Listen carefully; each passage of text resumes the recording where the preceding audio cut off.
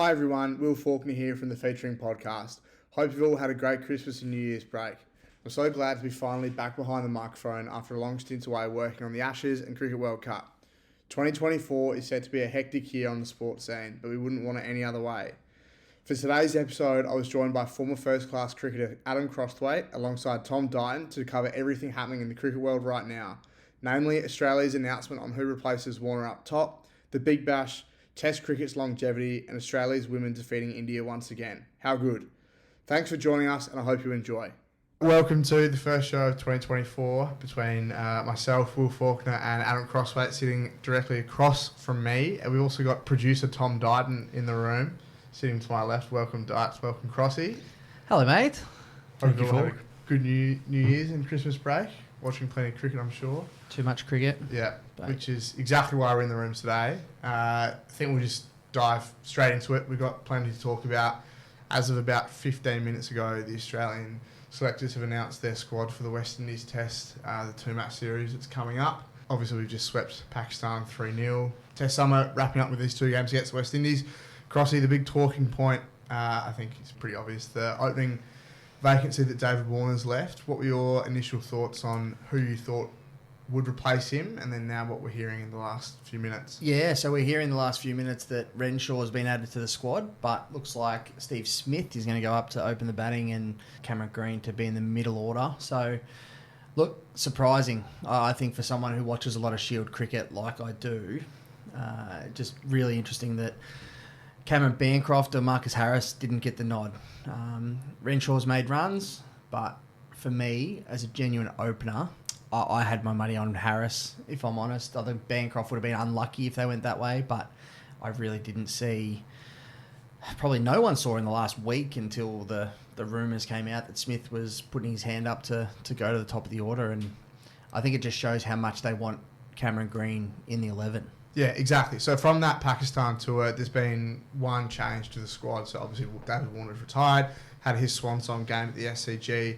Now he's gone out, and Matthew Renshaw's been the guy that they've picked in the squad as his replacement. Now, the selectors have confirmed that Cam Green will be in the playing 11 for that first test against the West Indies at Adelaide Oval. So Renshaw won't play that first match against the West Indies, but it's now between Smith and Green as to who will open going by that.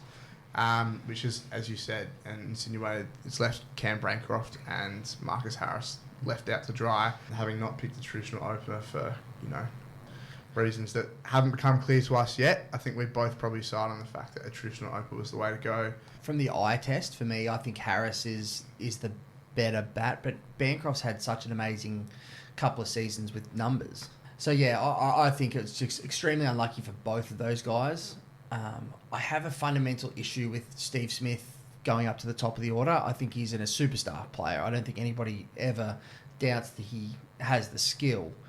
I just don't understand why we would do that to somebody who hasn't been in the greatest of form of late, coming back, going up to the top of the order. It's going to be really interesting for me, because if this project does not work, what do you do with Smith? If he fails as an opener, he's going to be a 35, 36-year-old player who's out of form. Does he now fail at the top as an opener, which is very difficult? David Warner's made it look easy at times, but it's a difficult job to open the batting in Test cricket against the best bowlers on the new wickets.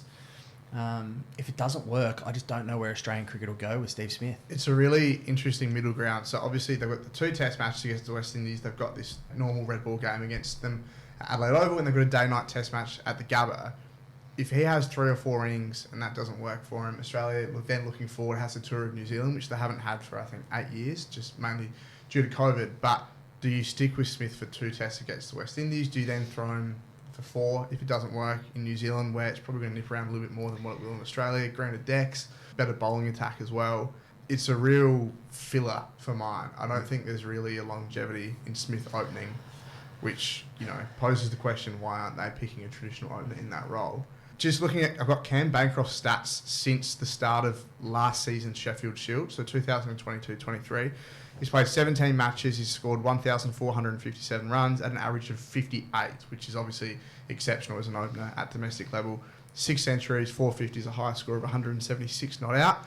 The next highest run scorer during that period is Peter Handscomb. He scored 1,027, so that's roughly, 430 runs less. He has scored double the runs that Matt Renshaw has in that period. So I think we were speaking earlier about how Matt Renshaw has, across that time, had the same average as Bancroft, but hasn't exactly played maybe matches or it's been in touring squads. I'm not too sure. But Bancroft has done more than double than what Renshaw has in that period, which I find very, very fascinating. Is it a matter of Harris hasn't had that chance to play domestic cricket for that long because he's been in the squads with Australia? So, does that... Harris has been the incumbent for 4 years now, hasn't really had a proper crack. Laying out those stats, is it fair that Harris is now all of a sudden just been swept under the rug? It's a great question. I think it's really difficult to say because Harris was the backup bat through the Ashes and has been amongst the group and with the side. So I think it's disappointing for both of those players. The other one that's forgotten about is Peter Handscomb. As you say, the second most runs in that period of time, got picked on the Indian tour as that middle order player. Again, it's interesting. He's been pulled back into the Stars squad, but he was captain of the CA team, or he was given these opportunities to play against the touring sides and he's done well. So again, another forgotten person probably in the mix. But I just don't. I as a traditional cricket opening bat, I just don't agree with what they're doing here with either Smith or Green. I don't think Green's good enough to open the batting. I personally have an opinion that Cameron Green's potentially not in our top 6 best batters anyway. I know he's had a good start to his career, and I know his domestic numbers have been pretty good. I just don't think he's quite ready yet, and it's just become a really interesting point because Mitch Marsh has come back in and done so well. It's almost like that's been the detriment to so many other players because Mitchell Marsh has got an opportunity and he has nailed that opportunity. And fair play to Mitch Marsh because it's been coming and he's nailed that spot. I just don't like what we're doing right now, trying to makeshift all these different positions. And Steve Smith as an opening bat for me just doesn't work. Exactly what you said. We're going to Adelaide will be fine. Normal flat wicket Adelaide, that's great. The issues will come in a day-night. If you don't get if you're not batting at the right time of day/night with a pink ball at the Gabba, it's like, wow, I don't get it. You're facing test cricketers. That's going to be tough work.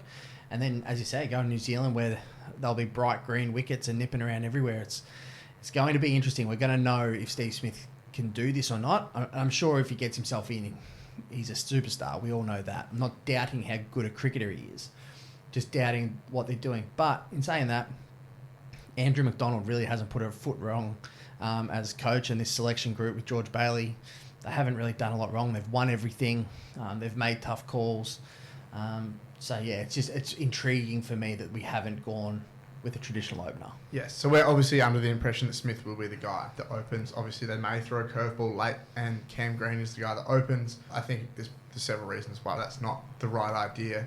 He's 24, 25, hasn't opened at all, domestic level. I actually think the big thing with Green as well, and I'd be interested to hear your thoughts on his diets, but if he goes up and opens stick, I think it's even batting 4, but let alone opening, substantially impacts his ability to bowl, which Cummins has sort of used him of late as a guy who sort of comes on and tries bumping blokes to, whether it's remove the tail or buy a wicket. You can't really do that anymore if you're in the field for 150 overs. You can't bowl to the tail to get a few wickets and then go out and open stick and expect to bat for a day and a half. Mm-hmm. So you lose that all-rounder status, I think, the higher Green bats in the order. So I think instantly, in my opinion, that would wipe away his ability to open. Do you see Cam Green as batting at 4, 5, 6? Is there an argument that you could put up for Green to open full stop, or is it as simple as he bats as low as possible to keep that bowling intact? No, I sort of agree with Crossy before. At the moment, I don't think he's in our top 6 bats. Therefore, he's not in the team, I don't think. And opening-wise, I'm all for traditional openers. Harris, Bancroft, Renshaw if he gets his time opening again. But no, I don't think Cam Green's the way to go. I think it's a bit of a band-aid. Are both of you happy with one of those three being picked ahead of Green. So you're saying, you're both sort of insinuating that Green's not in the top 6 at the moment. Is there a line drawn between those three being Harris, Bancroft and Renshaw, where you say, yeah, I'd pick Bancroft and Harris ahead of Green, but I'd pick Green ahead of Renshaw, or another combination within those three? I think for me, I'd be picking Green if it was a middle order position in front of those guys. I'm talking about the opening spot. I've probably got no issue with Green batting middle order, but the problem is he's almost dethroning Steve Smith. We keep talking about the opening spot, but it's like they want Cameron Green in so badly that they're making the best player since Bradman move from number 4. I don't see that as something that really should be done, especially when he's not in great touch, which we've seen through the Pakistan series. Actually, leads us on to probably like the last part. We'll move on from the openers discussion, but if you had to rank Bancroft, Harris, Renshaw, Smith and Green in order of who you would rather open, who would you have from 1 to 5? So for clarity, I would have Bancroft. I think he's the unluckiest. I don't understand why he isn't opening, but I would go Bancroft. I think I'd personally have Smith as the second option. I don't think Harris and Renshaw are the guy right now. I see Renshaw as Kawaja's replacement in 12 to 18 months' time, whenever that may be. Obviously, hopefully Harry has a good run at Shield level and can maybe be the guy that replaces Kawaja. But I would go Bancroft, Smith as a filler if it means that if there's something deeper into it, maybe we're sort of seeing a transition where Smith's sort of phasing out his Test career. They're trying to have Green come as that replacement quicker than what we might think. Bit of a conspiracy theory there. I would go then Harris as your third option, Renshaw 4, and then Green. I really don't like the idea of him opening full stop. I hate that it was even brought up as an opinion. So that's my 1 to 5. Crossing and Dice, did you have any? Yeah, I'll go. I've got Harris at 1, Bancroft at 2, Renshaw 3, and yeah, I'd say Smith is a better bat than Green, so I'd have him at 4 and Green at 5. Okay, so all traditional openers in there. Yeah, traditional openers. I think because if we go down this road, why don't we just give Steve Smith the gloves, and then we can play another. Then you can fit them all in, because you're essentially saying that an opener is just like any other bat, when I personally think it's a traditional, it's a specific spot to get through the new ball. Just like you can put a pair of gloves on Steve Smith and ask him to wicket keep, because that's a specialist spot, and then you can fit them all in. But then they're never going to do that. But that's as absurd to me as what they're doing, and I just don't like it. Yeah, I would go Harris, Bancroft, Renshaw, Smith, Green, but I did say, I think I said it to you yesterday, Forks, is that if you're going to put a batsman up within the side to open, my go would be, and I know they wouldn't do it, Marnus and Kawaja to open, Smith to 3. Everyone goes up, and then you can fit Green in down the bottom. If you don't want to bring in a traditional opener, I'd much rather see Marnus to go up, pretty much based on what you said earlier, is that Smith could, like, his legacy could be tarnished now if he goes up, fails, and I also don't think I think Marnus is better to open than Smith. It's really interesting that Michael Clarke came out during the week and said that Steve Smith is going to be the best opener within 12 months around world cricket. Now, he's so good that he might prove me completely wrong. So there is like, he does have a bit of an easier road in. It'd be very interesting if this wasn't against the West Indies, if this was against India or England or a fired up South Africa, would this happen? I don't think it would. Which is interesting, right? Yeah. Well, that's why I think you got to give, if Marcus Harris is going to be the backup for so long, you've got to give Marcus Harris that opportunity to cash in against one of these sides. Because he has only played India and England in his Test career, hasn't he? Yes. Yeah. So I think he deserves, as the backup, he deserves that chance against a lesser side to build that confidence, get that average. And I think the conversation about all of their Test numbers, be it Bancroft, Harris, Renshaw, is probably unfair to all three of those players to look at their Test numbers because of the way that they've all come in and out of the team. I don't think they've had a good enough run at it at Test level to really worry about those numbers. They're first-class numbers, 100%, and they've all got very good first-class numbers.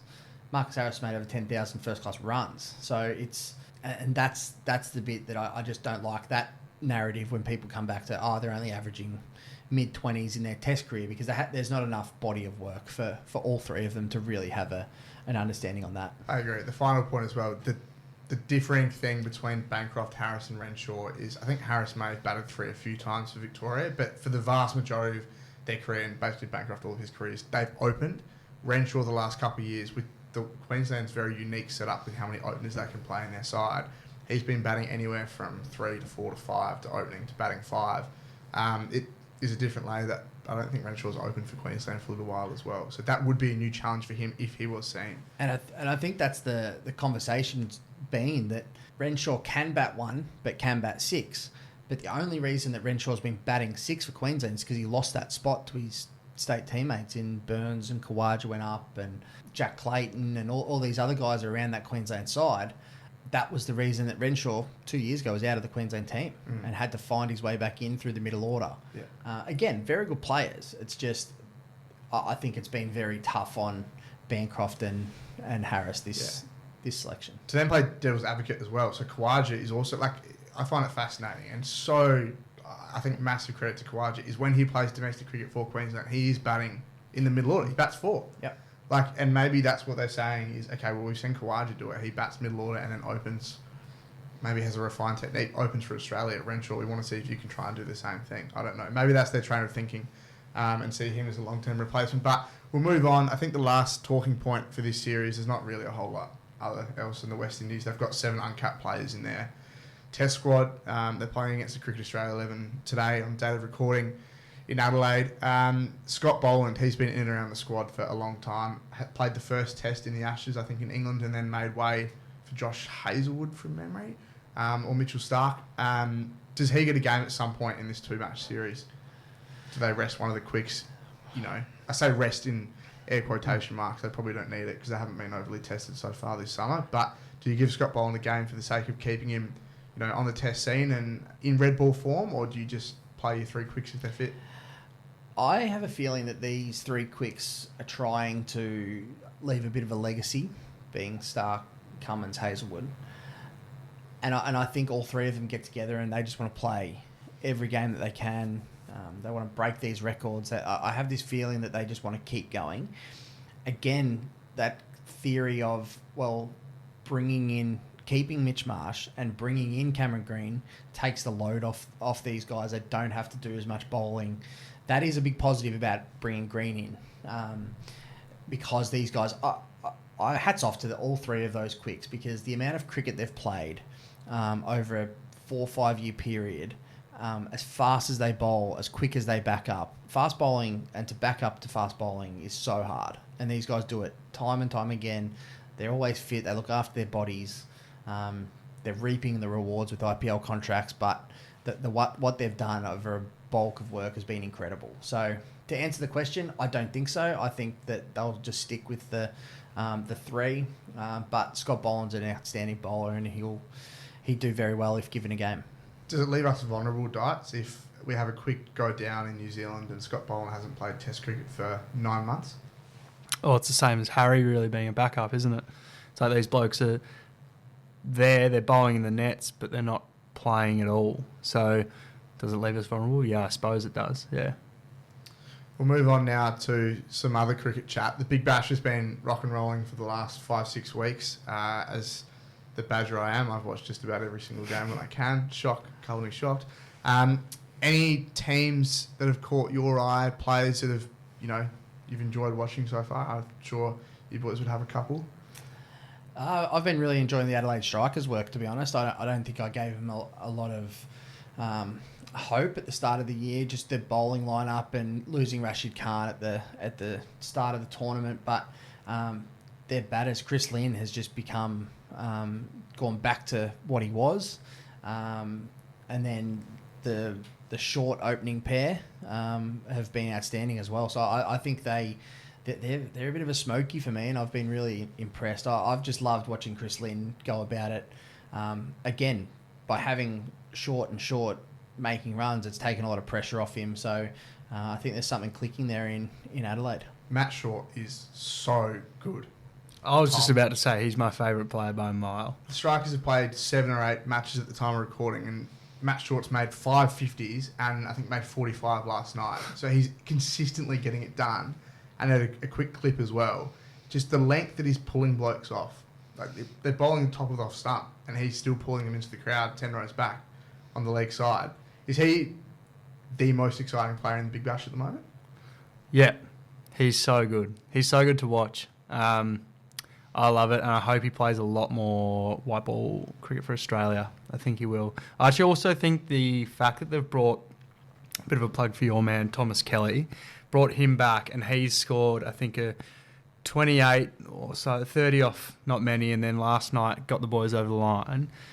They've got blokes like him coming in.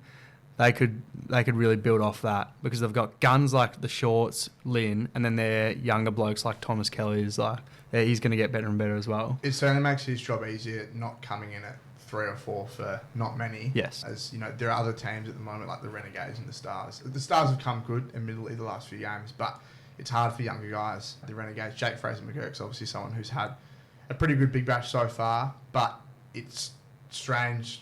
He's having to shoulder, I think, a fair bit of the load in that team at the moment because no one else is making runs. Have you seen an improvement in his game, Crossy? Yeah, definitely. I think Jake going to South Australia and then coming back to the Renegades, he's gone about it pretty similar to what he has over the last few years. It's just clicked for him, I think, and he's probably had a bit of a shock to his system having to move to South Australia and continue there. But we saw how devastating he was with the quickest 100 of all time earlier in the year. But he's just got some confidence about him. Everybody knows how talented he is. It's never been questioned. He's just getting it right. So I think the Vics were a bit too quick to get rid of him. I'm not sure he was managed properly, but South Australia have reaped the rewards of that, and the Renegades can build a list around him. That Renegades list, you see that they're getting older in age. You've got Sean Marsh. Obviously, Aaron Finch has said this is his last year. Nick Maddinson, he's not quite right. His knee's not quite right. I think they used that. They said that it was form, but there's no real form with Maddinson. He's just coming back from a long layoff and very hard game to step back into when you've had some time off. So it's interesting. It's disappointing from a Renegade point of view. Stars, I think, have covered up some Band-Aid issues, but I'm not sure they'll make the finals. So again, from a Victorian point of view, from Melbourne Stars Renegades situation, I think it's been a pretty poor Big Bash, and it'll be interesting on Saturday night coming up, which is the derby again, to see who takes that out. But yeah, interesting times. Absolutely. Perth Scorchers have been a team that have also just dominated the last few years' cricket. Very simple statement here, very simple observation. I'm not telling anyone anything new, but Jason Berendorf's someone that he's probably my favourite pace bowler to watch in the competition because he bowls just line and length. And yeah, I think he should be included in Australia's T20 squad going to the West Indies in the US. I just think he's that good. Very simple statement, but are there any bowlers, pace or spin, that sort of take your fancy as much as that? No, is my answer. I actually don't know. Yeah, he's Berendorf's been good, and I think the Perth Scorchers are a great side, and they've been a great side. It looks like they've got a really good culture there, really well coached by Adam Voges. They're going to be tough to knock off, but there is some teams playing some good cricket, and T20 cricket, a one-off game. It's still wide open for mine. Yeah, very good. We'll move on to just quickly the very small gap at the moment we've got between the Test series between Pakistan and the West Indies. 5 of those Test players, one of them which is now retired, being Warner, are coming back this weekend to play. Carey played last night, batted pretty well against the Hobart Hurricanes. I think made 30 off 20. Something looked good. And then Khawaja, Marnus and Smith are all playing. We're all good with them playing in the short break that they have against the West Indies. Is this something that you would be okay with if it was against England or India?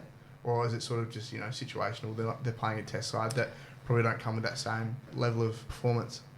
Yeah, it's interesting. I think it's a tough question to answer because you're probably playing a 5-test series if it was England or India. But I think having the Test stars playing in the Big Bash has to be good for the product. It's what the product misses. We've seen what's happened in South Africa, how South Africa have said no, you can't. We're not going to send our Test players to New Zealand for a Test series. I see this as a huge step towards the future of what international cricket looks like and what franchise cricket and T20 cricket is doing to the landscape. And I, for one, I love Test cricket, but the business side of T20 cricket just makes it. This needs to happen in Australia. We need our stars playing in the Big Bash for the product to be good. How that happens, don't know. It's so disappointing seeing how that has sort of unfolded with the South Africa tour of New Zealand coming up quite soon. Not a single player, I don't think, from... They've recently had a 1-1 draw against India on home soil, smashed India in the first test. Not a single player from that squad has been named to tour in New Zealand in what is a very short turnaround, because they all do have conflicting contracts with Cricket South Africa's T20 comp. Obviously, that's their main form of revenue and income. A lot of those teams, I'm not sure if all of them, but I'm under the impression most, if not all, are owned by the Indian franchise. Partly owned, and this is where it's going to come to a head eventually, is because they're partly owned by Indian franchises and Indian owners. But that's what's going to be able to drive South African cricket. We know that some of these South African first-class players and international players don't get paid like the Australians, the English, the Indians do. So having this, I guess, ownership stake come in and help South African cricket is a huge thing. And it's something that's... We're the only sport, really, in the world that international sport is the number one thing. You look at all the other sports around the world, all the other major sports, it is club-based. And then you come together for your World Cups once every 4 years. I think we're still living in the dark ages for mine. The fact that we're all in love with Test cricket, but the fact that we're international only and not club-based is my opinion. I think the game needs to go to club-based situations 12 months of the year, and you get the windows. The windows are for international cricket. That's my opinion. It's not very popular opinion, but that's the way I see it happening. I think there's just too much money in the game for it not to happen. Yeah, do those clubs play red ball? Well, probably not. What does that do for Test, though? Yeah, probably wrecks it. In my mind, I just don't see... It potentially could wreck it, or you might have two different sports. You might have white ball cricket, red ball cricket, and you have to make a decision early in your life. It's not a popular opinion, but the amount of money that is going around international cricket, we're in a bubble here in Australia that we don't really understand it. The rest of the world is in this privatised franchise mode, and Australia, England are trying to keep it out, and that's fine. They can keep it out for as long as they can, but the rest of the world is just moving ahead. As I said, not very popular opinion. I love Test cricket, but the franchise model and the club model is quickly taking over, whether we like it or not. Obviously, we're just reading this on face value. A bit of a left field pitch. I'd love to know if there's ever a world where specifically Australia, New Zealand and South Africa come together as cricketing bodies and try and organise as much as possible because they're the three leagues that compete with each other at this time of year, being in the Southern Hemisphere, whatnot. If there's a world where they can come together and try and work around the ICC fixture so that each league gets the best out of their Test players at the same time, so you can have guys like Smith, Labuschagne, Khawaja playing in the Big Bash and then going off and playing Test cricket and just try. I don't know how much they've tried to negate it, obviously, on the outside, but I understand what you're saying in terms of the privatisation of cricket and playing club cricket and going out to play international cricket, like a lot of sports, like soccer is a prime example, basketball as well. I just hate to see the death of Test cricket because of money, and it's been the traditional form for 150 years and then some. Yeah, money that has been produced but also then kept to a large portion of higher organisations, namely India, has affected 10 other nations or 12 other nations. We're killing off nations before they even get a chance to thrive in red ball because they now have to suck off the money of other organisations like India. I agree, and I hear the emotion in your voice when you talk about it, and I agree. It is emotive. The issue is that we can't keep putting our head in the sand thinking that the privatisation of these games aren't going to happen, because it's already happening. Like, to me, that's where I think that Australia and England are going to be so far behind, and that will eventually hurt the cricket, because unless... I think that's what Usman Khawaja came out and said. Uzi came out and was talking about, hey, let's pull all the money together and make sure these guys are all paid well. If you can pay them well and keep them in Test cricket, that's fine. I see what's happening in Dubai. I see what's happening in the USA. I see what's happening in India. Now what's happening in South Africa and the Caribbean. The Caribbean League, same thing, taken over by Indian backers and IPL teams. The Major League Cricket in the US taken over by Major League. So now these franchises have enough teams, have enough tournaments to offer Jofra Archer a 12-month contract, to offer David Warner a 12-month contract. And to be honest, the money offered by the BBL teams is exactly why we don't get any of the international stars to come out, because it doesn't compete, because we're still cutting up a smaller pie without private enterprise. Yeah, and I guess it comes down to where priorities lie, because you said India and co are moving ahead with their privatisation of teams, but on the international stage, it hasn't worked for them. Like Australia's just won the most recent one-day World Cup. Before that, England won the one-day World Cup. Before that, Australia won the one-day World Cup.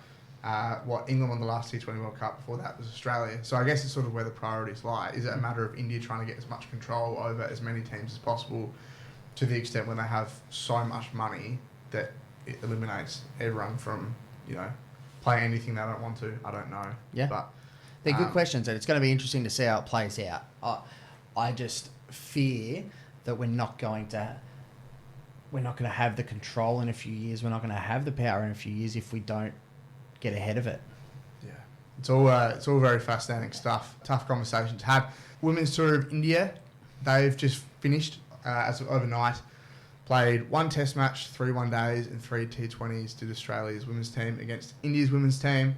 They lost that test match against India and then came back good, won 5 of the last 6 games, clean sweeping the one-day series and then clinching the T20 series with a 2-1 victory over India. Success, Crossy, that tour, despite dropping the red ball game? Yeah, look, massive success, I think. I think it's the first time the Australian women's side been over there since 1984, I believe. So, yeah, massive success. The test match got off to a pretty bad start with Phoebe Litchfield getting a diamond duck, I think it might have been, and wasn't a great start. Unfortunately dropped that, but the way they've come back, the way they've played as a group, the way they've been led, they've lost Meg Lanning, and for Healy to step in as captain and run, I guess, her first full-time captaincy gig. Phoebe Litchfield's just come out as a superstar, and Elise Perry playing her 300th game over there and dominating as well. It's just great for women's cricket, and this Australian team, this women's team, is just a beacon of hope and light for future generations. They're so good. Litchfield's going to be just... I think she makes an unbelievable amount of runs for Australia the next 15 years. I think she's... Yeah, I mean, Perry was probably almost before my time when she first came on the scene, but from everything I've seen and learnt, she looks like she's going to be the next sort of superstar in the women's cricketing landscape. And obviously, I think as well with Alyssa Healy, she becomes the first men's or women's player to play 150 T20 internationals, which is a nice little badge to clip on the cap. All good signs for the Australian women's team. Very nice opening partnership between Healy and Mooney overnight in that critical T20 game that clinched them the series. I think, Healy 55 and Mooney 52 before Elise Perry came in. A bit of a fall from grace after her 300th game with a golden duck, but all's well that ends well for the girls over in India, which is great. Massive tour, and I think just a great way to go to India and to win the series. So well done to the girls. Very much so. I was just going to say the Under-19 Men's World Cup coming up. Yeah. Watch out. Harry Dixon. Yeah, like it. Obviously, that's an interesting tour, that as well. Obviously, was in Sri Lanka, was planned to be in Sri Lanka, but then with the ICC sanctions that Sri Lanka have got hit with, that it's been changed to South Africa. So always interesting to follow that series, to see who the next generational players coming through are, and there's a couple of decent kids in that squad to keep an eye on. So yeah, we'll be watching the 19s World Cup. They love playing that Under-19s World Cup in South Africa. I'm sure they've done that. Yeah, 3 out of 4 of the last World Cups or something. Yeah, there's been a few. It's I think that's the hard thing where do you go after something gets taken off you? Like a month ago, this was in Sri Lanka, so they've got the infrastructure, they've got the grounds, they've got the availability to be able to run a tournament, roll out what they did a couple of seasons ago. So yeah, it'd be interesting. It's been 22 years since I took it out with our side in 2002. So we played New Zealand that series. That was an awesome side. Jared Burke, Craig Simmons to open the batting, Sean Marsh at 3, Cameron White at 4, George Bailey 5, Mark Cosgrove 6, myself at 7, Bo Casson, Xavier Doherty, Aaron Bird, and Robbie Castle. So of that team, 9 went on to play for Australia, and Daniel Christian and Sean Tate couldn't get a game. So yeah, it was a decent year. 22 years ago, everyone sort of stopped playing cricket. Most of them. Sean Marsh is still rolling around. Yeah, just making 50s in the Big Bash. Yeah, still banging them. So, but no, it's a great tournament, and it's something that these kids will remember forever. So we'll see how our boy Harry Dixon and the Aussies go. Absolutely. I find it fascinating that a bloke that had the capacity to bowl 160 kilometres an hour couldn't make it into a team, and it shows how strong it was. Was his action like? He was bowling. embraced? He was bowling that fast back then as well. He Yeah. was just probably didn't have the radar at the time. And Aaron Bird was very quick. And Robbie Castle, who didn't play a lot, got injured. Was a Victorian who went to South Australia. He's actually the current coach down in Hobart. He was a very good player. Daniel Christian, was sitting on the sidelines. So, Cameron White and Sean Marsh then were just they were first class players at 17, 18 and led that side very well. So. Yeah, good memories, but hopefully the boys can make some new ones, and as I said, our boy Harry can dominate. Beautiful. Best luck to him. That probably wraps us up for this first episode of 2024. Thank you, Adam Crossley and Tom Dutton, for joining. It's been a great episode, constructive chat. I'm sure you've learnt a lot about our cricket dribble. Thanks for listening, and I'm sure you'll hear us very, very soon for the next episode.